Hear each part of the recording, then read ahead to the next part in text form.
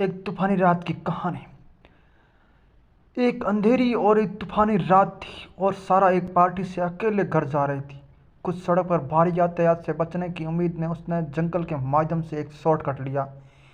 जैसे ही वह जंगल में गहराई तक गई, बारिश तेज होने लगी। हवा तेज हो गई। अचानक सारा की एक कार गड्ढे से टकरा गई और वह नियंत्रण खो बैठी। कार सड़क से उतरकर पेड़ से जा टकराई।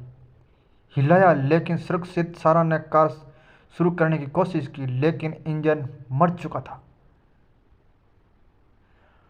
डरा हुआ और अकेला महसूस कर रही सारा ने मदद के लिए इधर उधर देखा। तभी उसे दूर से एक मंद रोशनी दिखाई दी। वह कार से बाहर निकली और उसकी ओर चली, इस उम्मीद में कि कोई उसकी मदद कर सकता है। जैसे ही वह करीब आई, उसने महसूस किया कि रोशनी एक पुराने परित्यक्त केबिन से आ रही थी। सारा ने महसूस किया कि उसकी रीढ़ में एक कंपकंपी दौड़ गई, लेकिन वह मदद के लिए बेताब थी। उसने दरवाज़ा खटखटाया लेकिन कोई आवाज़ नहीं आई। जैसे ही वह मुड़ने और निकलने वाली थी, दरवाज़ा खुला। फटे पुराने कपड़ों में एक लंबा दुबली पतली आकृति दे रही थी। आकृति ने कुछ नहीं कहा, बस सारा को अंदर आने का इशारा किया। बेचैनी महसूस करते हुए सारा ने केबिन में आकृति का पीछा किया।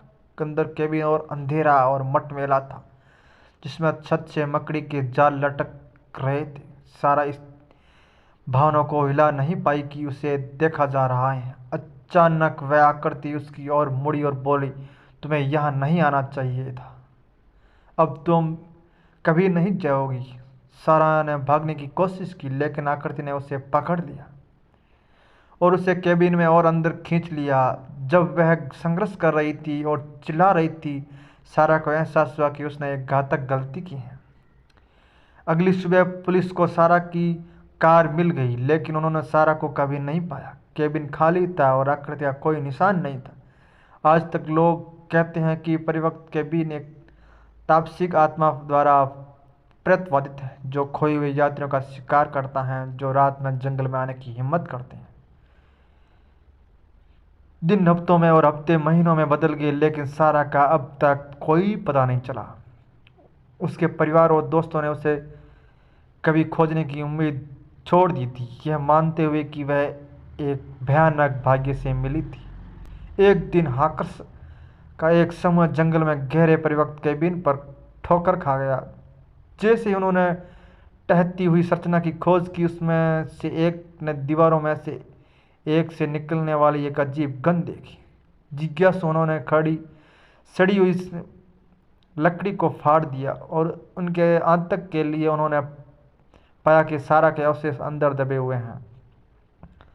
पुलिस को बुलाया गया और उन्होंने सारा की मौत की जांच शुरू की। यह निर्धारित किया गया कि उसकी हत्या एक अज्ञात हमलावर ने की थी, जो उसे झूठे बहाने के तहत केबिन में ले गया था। पूरी जांच के बावजूद हत्यारा कभी पकड़ा नहीं गया। मामला वर्षों तक अनसुलझा रहा। एक दशक बाद तक ऐसा नहीं था कि नए सबूत सामने आए जो हत्यारों की उसी तरह की हत्यारों की एक कड़ी से जोड़ते थे, जो उसे क्षेत्र में वर्षों से हुई थी। अंत में हत्यारे को पकड़ लिया गया और पीड़ितों के परिवारों को बंद करने के कुछ उपाय दिए गए, लेकिन सारा के चाहने वालों के लिए उसके जाने का दर्द कभी पूरी तरह से ठीक नहीं होगा।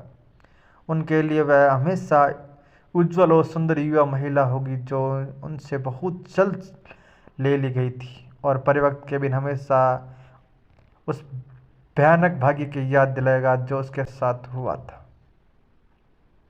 कहानी अच्छी लगे तो लाइक करो और कमेंट करके बताओ और चैनल को सब्सक्राइब कर लो।